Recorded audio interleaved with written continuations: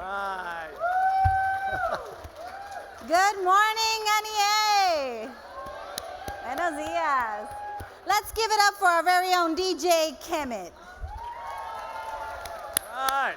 Thank you so much for being here with us this weekend.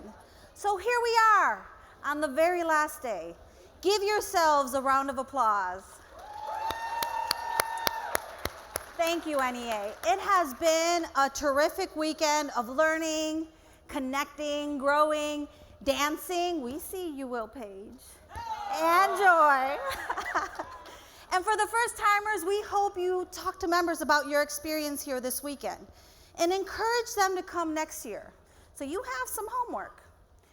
And as great as this weekend has been, if we don't leave here and practice some of these new skills and share what we've learned here in this very sacred space, we can never build the capacity that we need to do the work moving forward. But I know that, like me, you are fired up and ready to go. That's right, Gladys. On Friday, we heard about the ways we can collectively protect public education. Saturday, we learned what we can do to promote public education. And this morning is about what we can do to strengthen public education. So in a minute, we're going to hear from our awesome Secretary-Treasurer, Noel Candelaria, and a dynamic panel of colleagues who have accepted the challenge of leadership. So I want to thank you to everyone who has contributed to PAC. It is remarkable. That's right. That's right. It is remarkable to see how we are collectively building our PAC-mentum. That's right.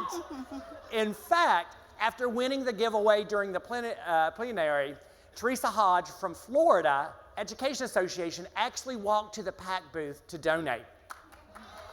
Yes, thank you, Teresa. You are helping to ensure that we are able to support our recommended candidates to elected office. And because of you, this weekend, you all, check out these numbers. We have 53 new reoccurring contributors to PAC. Now, y'all can do better than that. 53 new contributing. That's right. That's what I'm talking about. Okay. We got the hype going here. 268 total donors. Get this, you all, $11,318 per year moving forward. Federal is at 100%. Woo! Yes. West Virginia is at 100%. Woo!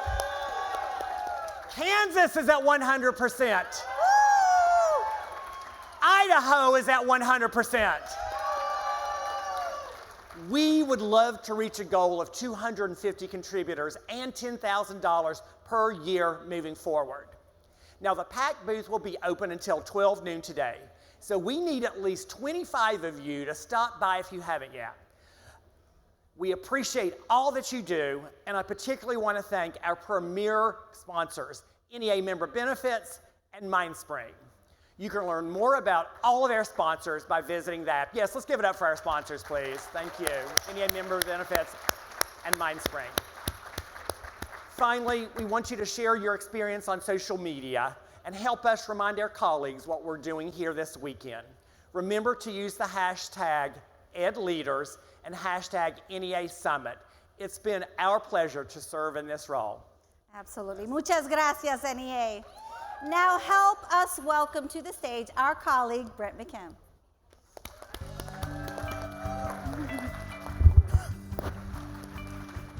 Thank you. Hello, I'm Brent McKim, a member of your NEA Summit Design team, and I am so honored to be able to introduce our next speaker. Noel Candelaria grew up in El Paso, Texas, as the first-generation son of Mexican immigrants. Back then, El Paso was a place where those who went to college typically did not return to the city. As a young college student himself, Noel met a first-time candidate for the state legislature who wanted to change that. That candidate's passion for the El Paso community was contagious, and Noel joined his campaign team, and he went door to door having conversations with countless individual voters. In the end, that candidate was elected to the state legislature, and Noel's passion for organizing was born. Noel went on to become a teacher's aide, then a special education teacher, and eventually a local president in El Paso, where he used that passion for organizing to activate his members and flip their local school board to a majority that supported the local union. He went on to become state president of the Texas State Teachers Association, where those issue organizing skills came in very handy to repeatedly, successfully fight off efforts at the state level to privatize public education. Noel is now our NEA Secretary Treasurer, where he oversees the strategic plan and budget of the largest labor union on planet Earth. I've had the honor to work with Noel on a number of committees at NEA, and he is such a humble and unassuming leader that he makes every person on those committees feel valued and that they truly have a voice. So I am absolutely delighted to be able to introduce to you and welcome to the stage our remarkable NEA Secretary Treasurer, Noel Candelaria. Thank you, brother, for that great introduction. Thank you. Yeah. Woo. Yeah. Yeah. Yeah. Yeah. Woo. Wow. Wow. Isn't Brett amazing? Isn't he fabulous? I mean, you know, Brent, as a local president and president of the National Council of Urban Education Associations, is just a phenomenal leader. And we are all blessed here at NEA to have a leader with his character here with us. So NEA, buenos dias, good morning, how are you? Yeah. Wow. This room looks beautiful. Princess, Becky, you're right. This is an amazing group of leaders that we have here with us today.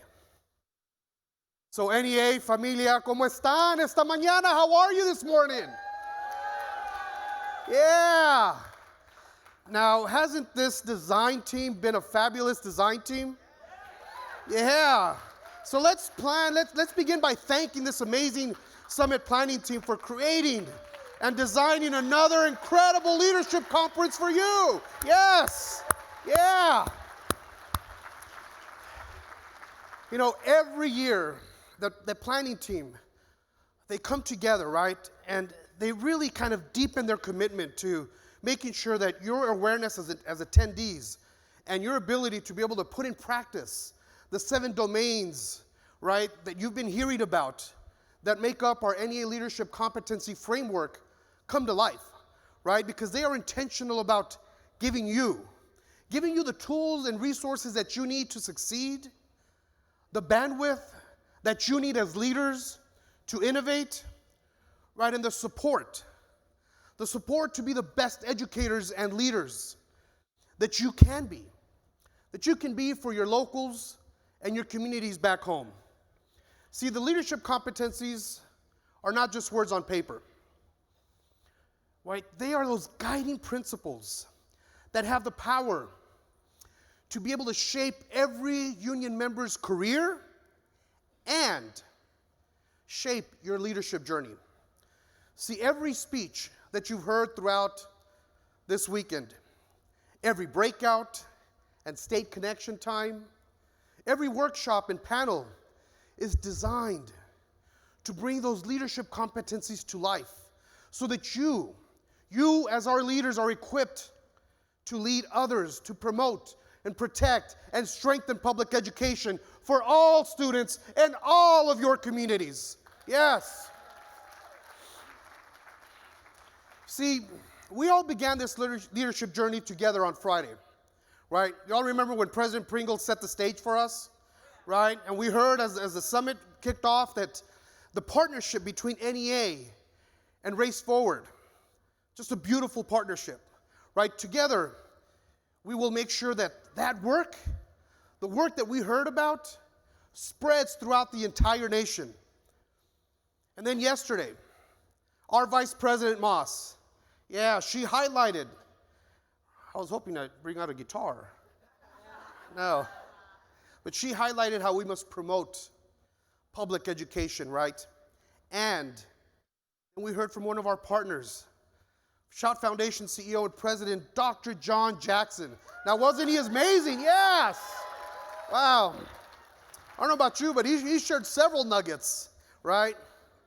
But most importantly, he shared their work to promote public education and the importance of partnering with parents and communities to transform their schools.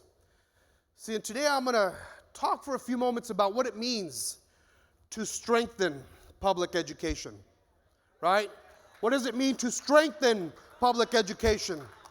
See, when I think of strengthening from an NEA perspective, a few things come to mind, right? Of course, the most important is investing in the development of its people, right? Removing the barriers for you to be able to assume your leadership and creating spaces where leaders like yourselves can grow and amplify their voices and imagine a future that can be different in their locals and school communities. See, everything we experience this weekend is about NEA's investment in our most important resource. It's people, la gente, right? Nuestra gente, the people, which is the most important resource that we have, because one thing we know for certain is that the power of NEA is our members. And the power of our members is the NEA, right? See, when we invest in you, we strengthen our collective resolve. We strengthen our belief and our commitments. We strengthen our weapons of activism. We strengthen our collective power, as President Pringle often says, to transform public education from what it is to what it should be for each and every one of our students. You see, our collective power and strength is a fuel that runs through that fight for a fair contract, right? It's what fuels us to teach with honesty, the power to ensure that true and real academic freedom is abound, and to ensure that we have safe and inclusive workplaces where we as educators are paid commensurate to our skills and the impact that we have on our children and our communities. See, that collective power and strength to ensure that when you have dedicated your life as public servants, that you are able to retire with the dignity and respect that you deserve. See, that collective power in each time that we organize for fairness, for justice, and equity in our schools, across our communities, and our state houses, and on Capitol Hill. So it is fitting. It is fitting that we are here in Chicago, just a few miles north from the A. Randolph Pullman Porter Museum, right? So I want to share a quote from one of the greatest civil rights leaders and labor leaders of our time. So Mr. Randolph once said, "At the banquet table of nature, there are no reserved seats. You get what you can take, and you keep what you can hold on. And if you can't take anything, you won't get anything. And if you can't hold anything, you won't keep anything. And you can't take anything without organization." NEA leaders, we are getting organized because we are organized, we are organizing, and we are strong, NEA. We are strong. And when we are strong, we can defend public education. When we are strong, we can defend our democracy. When we are strong, we can defend all of our freedoms. And when we are strong, we can reclaim everything that we do and reimagine. Reimagine it. We can reimagine how we lead. We can reimagine how we organize and mobilize.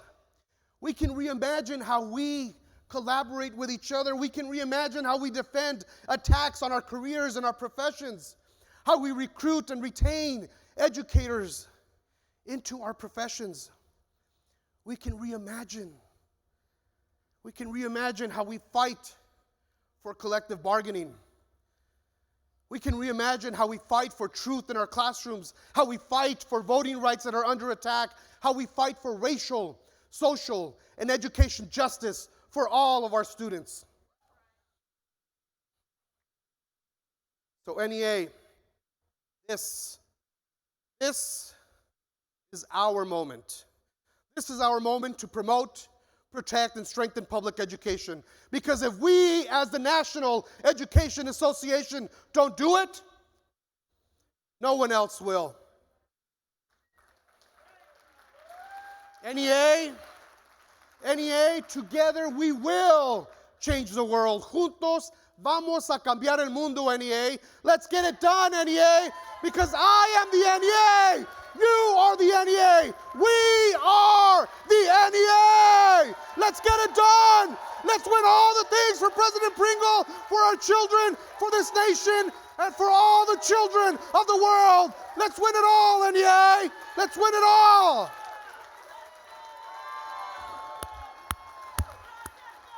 Woo. Let's win it. All right. Now it gives me great pleasure to welcome to the stage 3 of our colleagues who are working to build our collective strength. So please help me welcome to the stage the president of the Portland Association of Teachers, Angela Bonilla. All right. And we'll also be joined on the stage by Vice President of the Portland Association of Teachers, Jackie Dixon. And we'll also be joined by the President of the Annika Hennepin Education Minnesota, Local 7007, Valerie Holthus. Yes! So let's welcome him to the stage while we reset it.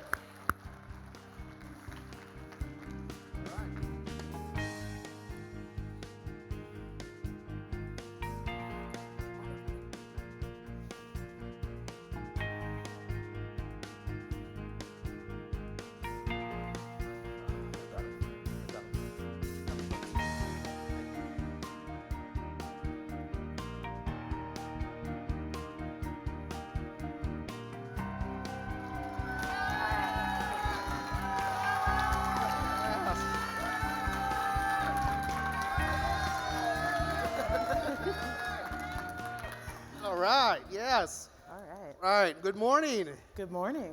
Isn't this a beautiful room? Sure is. Yes, it Yeah. is. Yes, it is. All righty.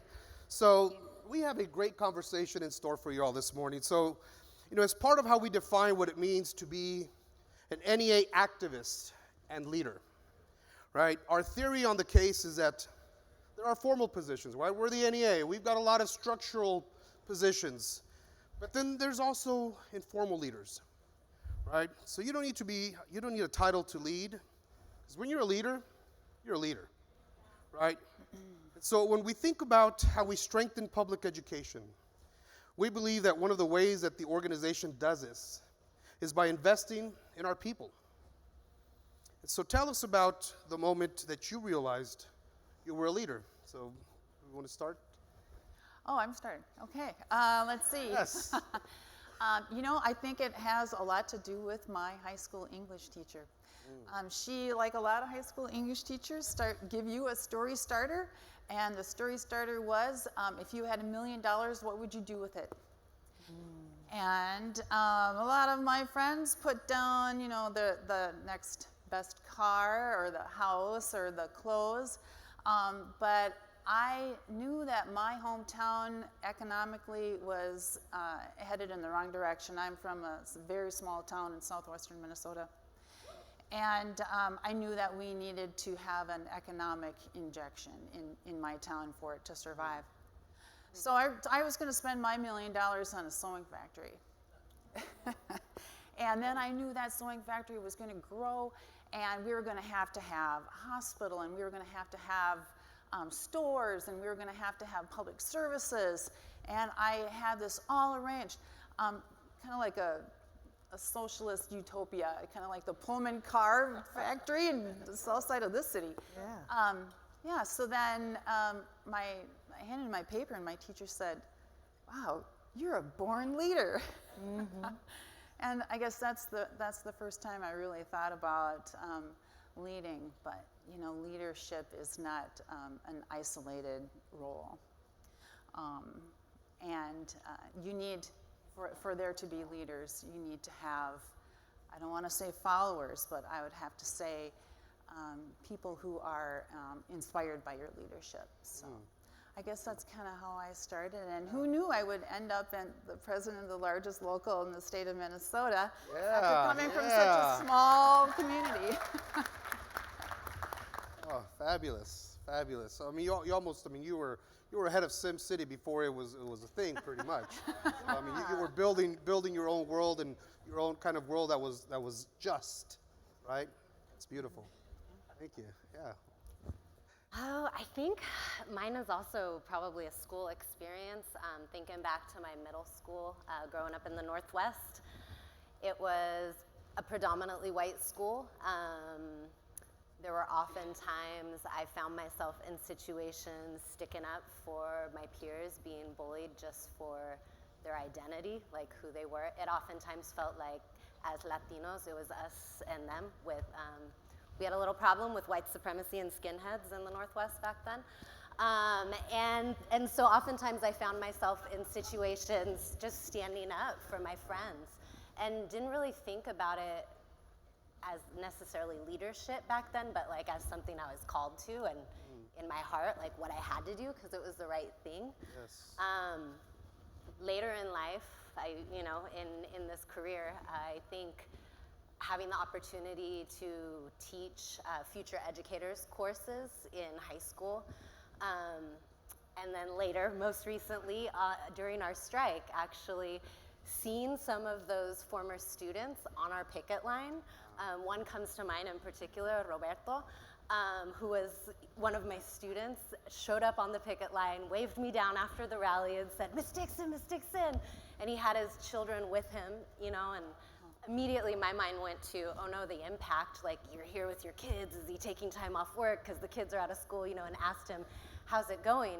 And then he let me know, oh, I'm actually a teacher now in a nearby district, and I'm just here to support, and this is also inspiring. So it really kind of clicked, like, wow, this work that I've been doing, like this is leadership. Yeah. This is beautiful. Oh, yeah. Yeah. Wow. Wow. It's amazing the impact that, we have on our students, right? And how they see us stepping up for them and how they see us leading on their behalf. Yeah. It reminds me of a student that once shared with me that, he basically put it in the room and challenged us. He said, where are the adults who are supposed to care? Mm-hmm. Right? So here you have your student who saw you as one of those adults who was caring and leading and inspired him now to go and follow your footsteps. So beautiful. Thank you. Ooh. Love your glasses, by the way. Oh, thank you. I think for me, as a child of immigrants from the Dominican Republic, I was born and raised in the Bronx, New York. And, And, my parents, when they came to this country, they would always say, you can be anything. That's why we came to this country. You could be the president of the United States. And so in kindergarten, when we did what do you want to be when you grow up? I was like, oh, I'm a president of the United States. Like, that's what I'm supposed to do. Right. And then slowly learned more and was like, oh, that's first black I don't know. That's a lot. But from that kind of mentality came this idea that I have to be a person who's willing to speak up and take advantage of the privilege that I get being born in this country from my parents who came and sacrificed so much. And so it was kind of the expectation that I would be a leader, or at least be someone who others could feel supported by. And then in school, slowly but surely, as a slightly litigious child, I would argue all the time if something didn't seem fair. I'm the kind of student you would have described as like having a strong sense of justice to their parents. And so a lot of my growing up in elementary and middle and high school was always just saying, why is it this way? And why can't we change it? Or who do I need to talk to? Or what do I need to do to change it? And I think it kind of speaks to what Val was saying. It was my willingness to push back that found other people who said, oh, it's not so scary to push back. We can do that too. Let's get involved. And so I think that was when I first started feeling like a leader, as opposed to feeling like I was supposed to be a leader, was around that middle school time of that litigiousness actually causing change at my schools. Oh, beautiful, beautiful. Wow, yeah. You know, and I think that's why it's so important, right, and how we interact with our students, right, and how we're able to help identify those leadership skills and help develop them and give them that space to lead, which is so important. So thank you for sharing that.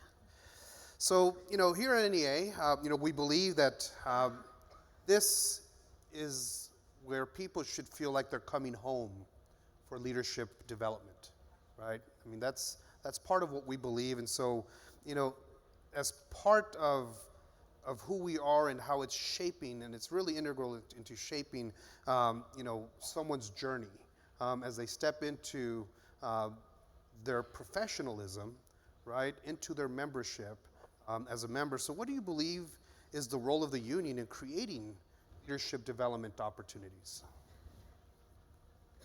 Jackie, do you want to? Start with you, Jackie. Well, sometimes our school district is somewhat deficient in providing professional development opportunities. And so I think as a local, we have had to step in and think about what would be helpful for educators in Portland in terms of professional development. So a few years back, we worked with educators, and I helped lead some listening sessions with our educators of color, primarily thinking about what supports would be helpful, because we know we want to recruit and retain BIPOC educators, and we wanted to make sure that any demands we were making of the school district were coming directly from our BIPOC educators, not that we were being prescriptive and saying this is what we think folks need, because we know how that feels. It doesn't feel good, right? So, you know, we decided that we were going to advocate for, and eventually ended up demanding and winning in a contract, culturally responsive practices and anti-bias and anti-racist training. And so I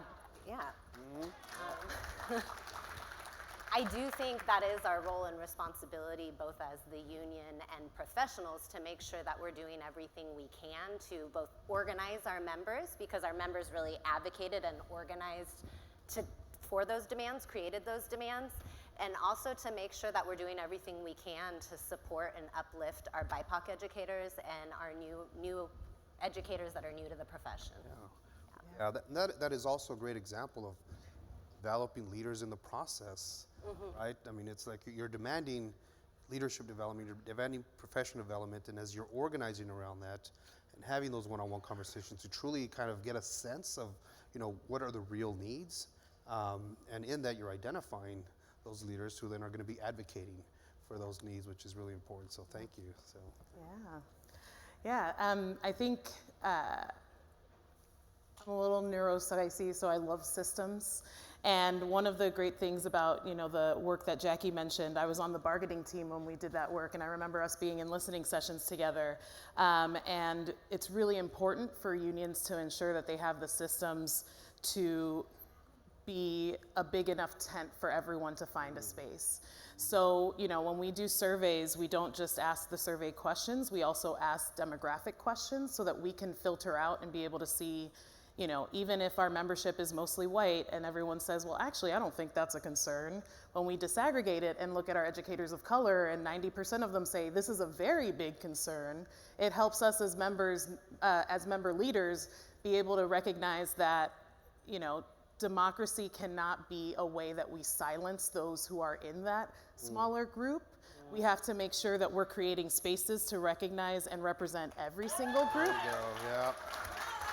So, you know, I think that was one piece that really helped us kind of develop those spaces.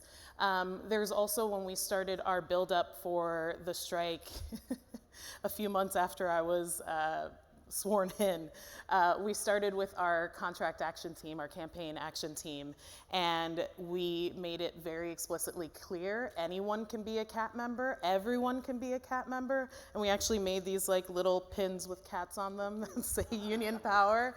And every time someone was like, why don't we do this? We were like, oh great, you should join your CAT.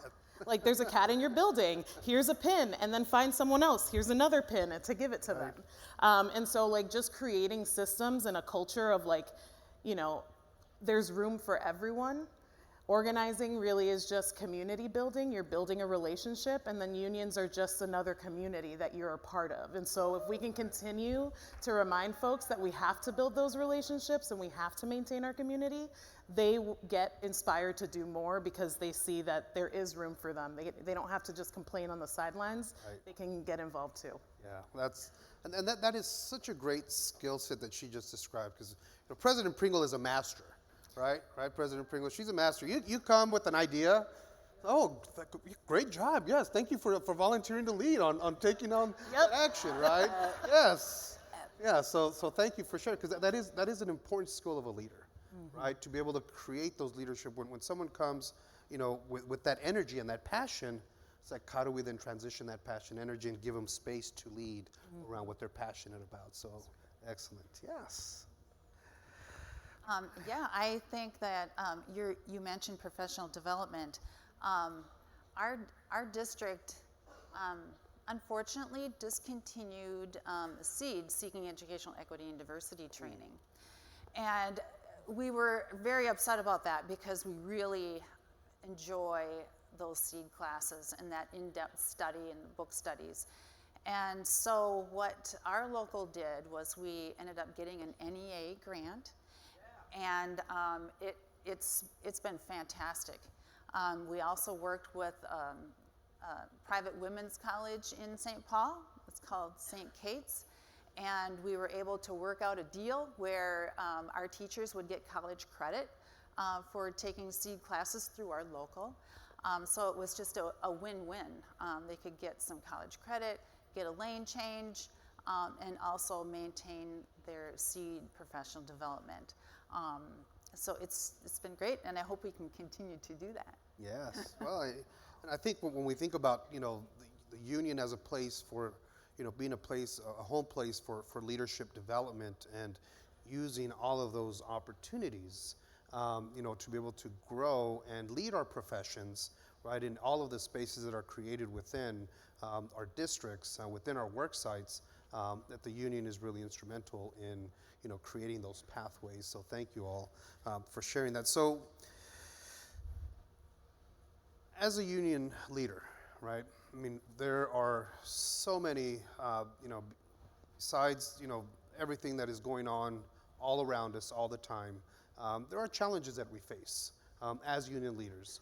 What have you all seen have been kind of some of the biggest challenges that you have faced, or the biggest challenge, or maybe a couple of challenges that you all have faced as union leaders?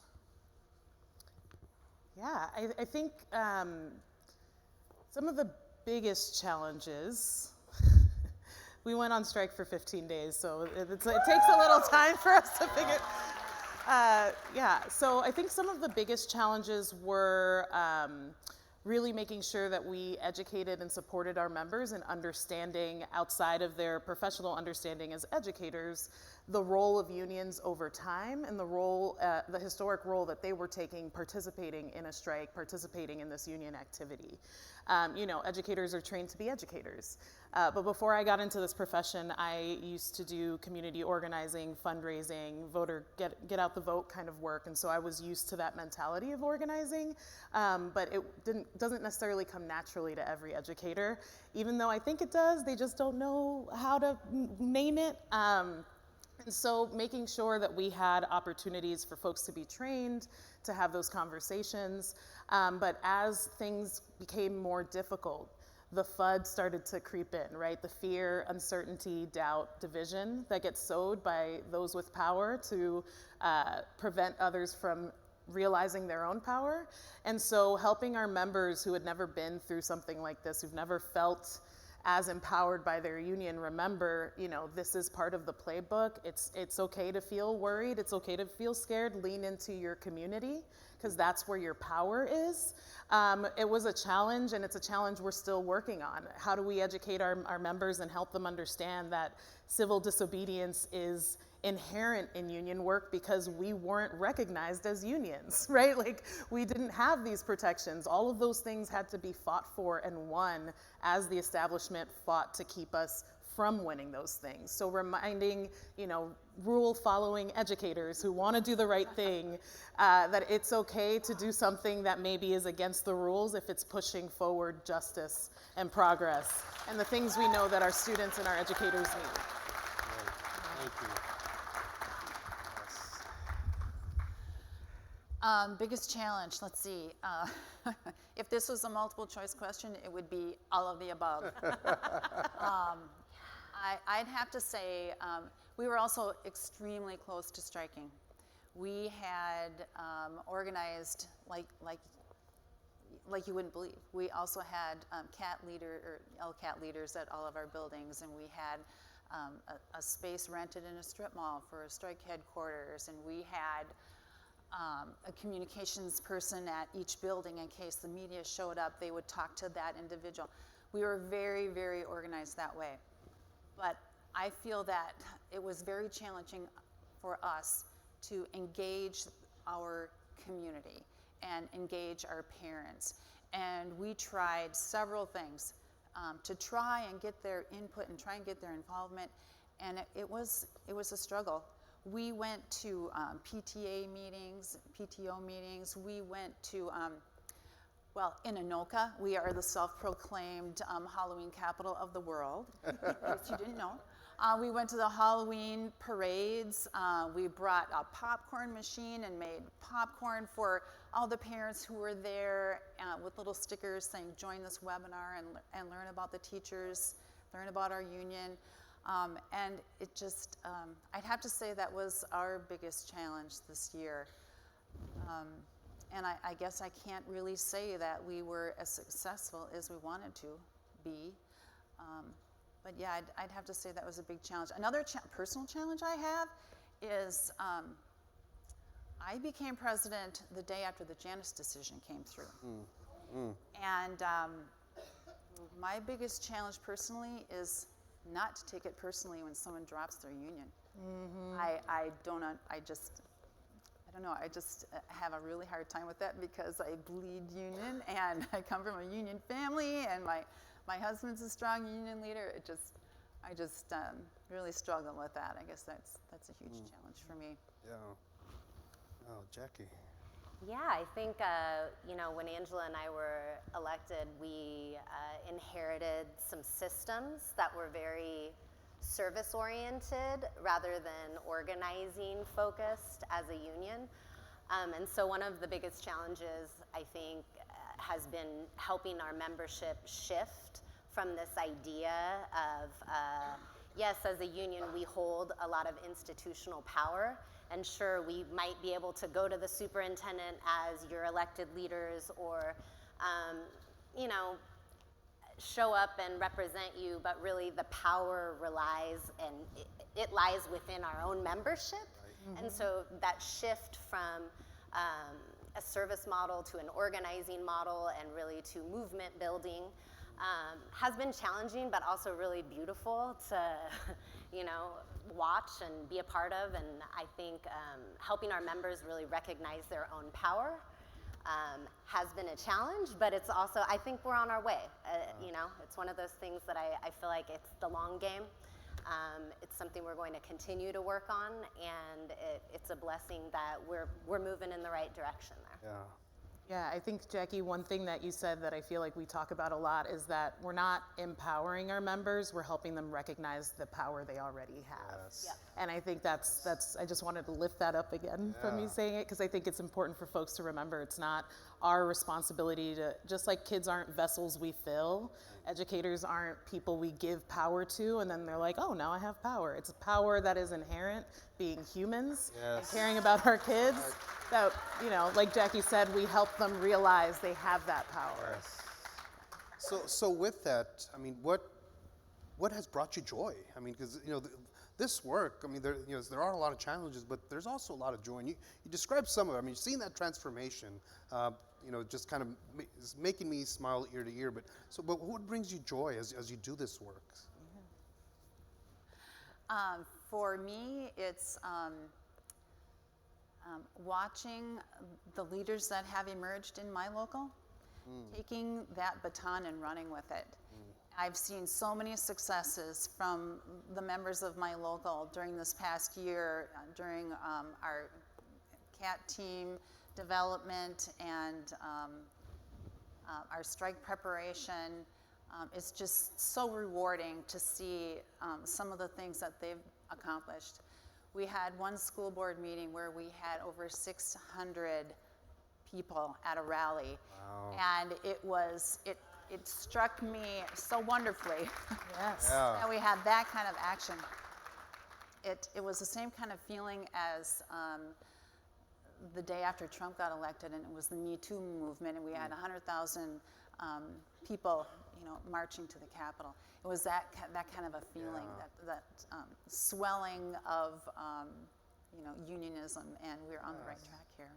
Yes. Yeah. Beautiful. Yeah, to build on that, I think throughout our strike, one of the things that really brought me joy and continues to bring me joy is the organic student and family organizing, right? And just seeing our families continuing that organizing. Like last week, they were lobbying at the state capitol, and I got invited to join along for the ride, and just, seeing a lot of familiar faces from the picket lines showing up there, and the students during the strike, asked if they could use our basement and started having regular meetings and organizing their own rallies. And so that's been really inspiring and joyful. And also the younger member leaders stepping up. Is Langston back there somewhere? Where are you at? One of our executive board members who's here, he is our youngest executive board member ever. He's first generation, he's bilingual, he's I believe in his second or third year of teaching. So seeing more and more, let's clap it up for Langston. Seeing more and more diverse young educators stepping into leadership roles in our union is really beautiful and something that brings me joy every single day. Yeah, absolutely. I think the student organizing, one of our lead student organizers was someone I taught to read when I was an EA, and then later had in 4th grade in my Spanish immersion class. And so seeing, the same kid who was like, Maestra, why won't you do something about this? Because da-da-da-da. I'm like, is that a big problem, a little problem? Is that your problem? And he's coming and he's like, now I'm a community organizer. Let me give you my business card. I am 17. And I'm just like, this is so beautiful. And like helping organize students in other locals that he's hearing like, oh, Salem's about to have a strike. Let me see if any of their students are on Instagram so we can connect. And just that like, excitement. I think the other piece is just hearing, again, I feel like sometimes I describe like I Karen'd my way to the presidency where I was like, why isn't this happening? Who do I talk to? How do we make this happen? And then getting there and talking about like our really messed up tax system and our really messed up funding model in Oregon where we give tax money back to citizens instead of using it for the things we are underfunding, and hearing and dropping those things, and now it's like in the newspaper. Now parents are lobbying about that. Now people talk about these, the quality education model, the kicker, all those kinds of things, and it started as like a seed in the basement and a meeting with a bunch of parents talking about ways that we can change funding, and now the newspaper wants to talk about it. So it brings me joy seeing the fruition of these conversations that we maybe were having in these pockets, that the strike allowed folks to, again, connect, build community, see each other, and really decide, okay, we're gonna keep moving. And we also had a rally at the school board, at a school board meeting that had about 600 folks show up, and it was one of what I kept hearing from educators was like, wow, this is the first time I've been together with other educators in this way since our COVID closures. And people who, maybe changed buildings during that time and didn't see their friends again were like, oh my gosh, I got to see all these people. And just that feeling of community brings me joy every time, so. Yeah, I think you all, described beautifully, right? How do we take our organized resources, right, to then be able to not only organize our members, but then organize our communities and our students, so that we truly develop that partnership across the board, and we all have a sense of we're all in this together, right? This is about all of us. So thank you all for that. So as we wrap up our time together, what have you learned through your experiences that is informing you and how you think about leadership, and especially when it comes to public education and the broader movement to promote, to protect, right, our democracy, justice, and the love of why we do what we do. Becky, go ahead. Well, when I think about democracy, a strong public education system is the bedrock of democracy. And so these skills that we're making sure we're building up and making sure that our students are, developing critical thinking skills and developing the ability to advocate for themselves, I see that also in our union, right? And as we're building union leadership, we have to think about, like, how does this impact our community, right? How is this genuinely community building? And it's not just in the schools, right? It's in our communities. We're seeing young folks running for office more often, right? In public leadership roles. We're seeing state representatives that actually reflect our communities. So I really think about the impact that we can have as leaders in helping our community recognize their own power, right? And it's a beautiful thing. Yes. I think looking back, what I've learned, I'm just going to tell you, I guess, a little story about growing up on a dairy farm and the similarities between unpasturated milk with your membership. I know. It sounds ridiculous, doesn't it? Yeah. But if you, fresh from the cow, that milk is warm and it's rich. And if you create the situation for that cream to rise to the top, put that pitcher of milk in the refrigerator and that cream will show up, it'll become visible. And on your new teacher orientation day, those teachers are fresh from their colleges or their other jobs or the other districts, and they're warm and they're rich. So if you create a situation for that leader to rise to the top, it'll happen. Yes. And Yes. Yeah. you don't see them. You don't see it in the milk, the fresh milk. You don't see it in those fresh teachers. But if you create a situation, it will happen, and they will rise, and you can pick them to do different roles. And what I kind of like to do is, like at a union family night, bingo or bowling. We had a brunch bowling meeting one time. But anyway, when people come and they start to have a conversation with you, remember their names, write it down, and I call that list my live ones. Because when I need someone to be on that calendar committee meeting, or I need someone to help me out at a lobby day, or 1,000 different things, I know I can call that individual, and they'll take my phone call, and they'll probably do whatever I ask. Not that I'm taking advantage, not at all. And then when they become better and better and better at leading their group or participating in the union, who knows? Their leadership will shine, and it will spread, in their buildings, and it's a growing thing, and it's a beautiful thing. Thank you, Noel. That was beautiful. I mean, first of all, I'll never look at a glass of milk the same again. Thank you. That was beautiful. As someone who's actually had fresh, warm milk, that's got even sweeter. But now it's a whole different look that I've got. So thank you. I appreciate it. Oh, I'm happy I brought that opportunity for you. Yeah, I mean, I think COVID closures showed us that when it's necessary, systems can change at the drop of a dime. And, I think as much as it took away from us, it also brought us an opportunity to not just imagine a different world, but build it and put in that pressure and say, no, I know you can. You can't tell me you can't do this when you cut checks to every citizen, every person in this country, and you shut down the whole world. Like, we can make this society, this world actually serve everyone. We just have to accept that that's our role, that's our responsibility, and then just keep acting as if it's possible. So I think we're just, when I think about strengthening and democracy and how we continue to protect these spaces, I think we're just in such a unique time that, hearing parents say, I thought it would be different when they came back. My kids learned all these things online and I thought school would be different.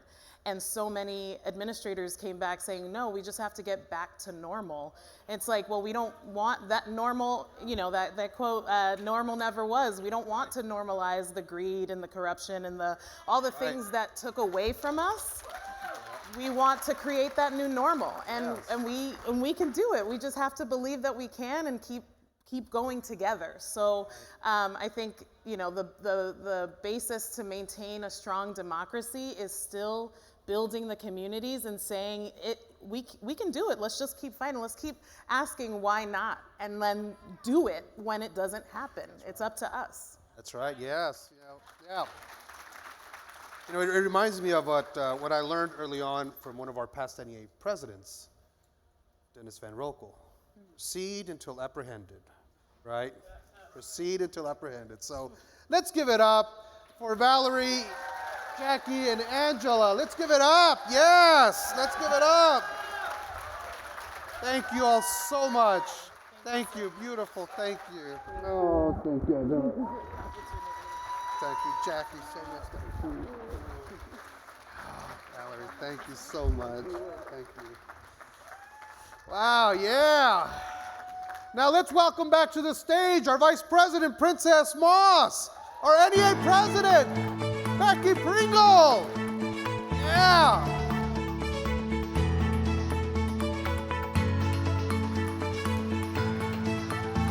Yeah. Woo. Yeah. Now, Princess, I think we still have some more money to give away, right? Yes, we do. Yes, we do. All right, so today, in this final plenary, we have... Yeah. We have two prizes of $1,000 each, courtesy of NEA member benefits. All right, so get ready. Get ready, get ready, get ready. The first $1,000 goes to Rachel Mercer from the Kentucky Education. That'll buy a lot of bourbon in Kentucky. I tell you that. The second prize goes to Jody Byers of the New Jersey Education Association. A staff member will be reaching out to each of those two folks, and congratulations. Thank you. Oh my goodness, it's been an incredible summit, hasn't it? It has been amazing because of you. We had, as educators, people are always watching, right? Our kids are watching, our communities are watching, everybody's watching. What some of you learned throughout the weekend is we had some folks watching us. And I want you to know how impressed they were with all that you did and all that you talked about and all that you plan to do. we had guests that I referred to at this earlier from the UK. Stand up, UK. And from Canada. Yeah. And from Jamaica. Woo! And from St. Lucia.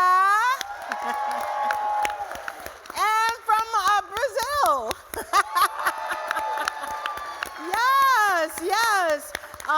And they are taking back with them so many learnings and so many good ideas, but mostly they're taking back the spirit of being welcomed to our family.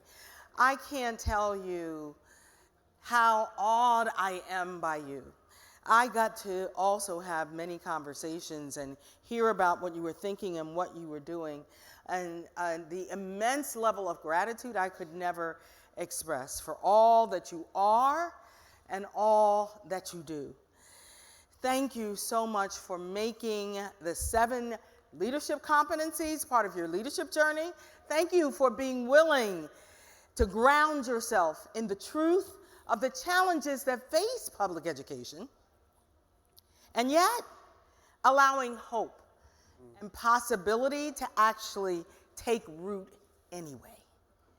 As we leave here today, I have no doubt that you will use the lessons you've learned and the inspiration that has been poured into all of us so that we will do democracy. I like that. I like a lot of stuff. We'll do democracy by creating public school strong campaigns all over this country. Yeah. Yes.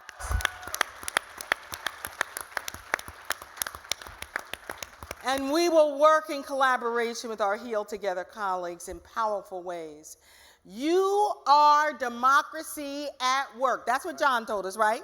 We are did you know that? We are democracy at work. So we won't let their tactics diminish our talents. That's right. Woo! Yes, we will not. We will promote our professions. Yes, we will. And we will promote our progress. Yes, we must.